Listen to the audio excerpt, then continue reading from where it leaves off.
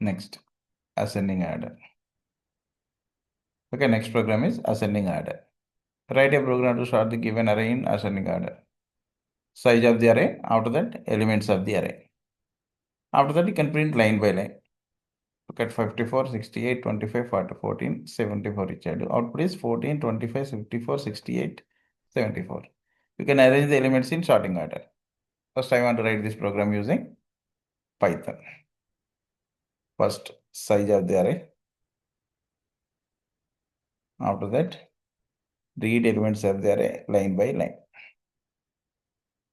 For I in range of n. A dot append of int of input of.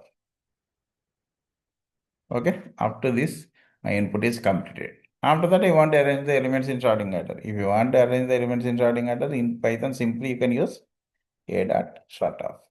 Then you can print the elements line by line for I in A. Print I. Simple predefined function. No doubt it is working. Simple and short means it automatically arranges the elements in your sorting order. For I in A, print I means it prints line by line.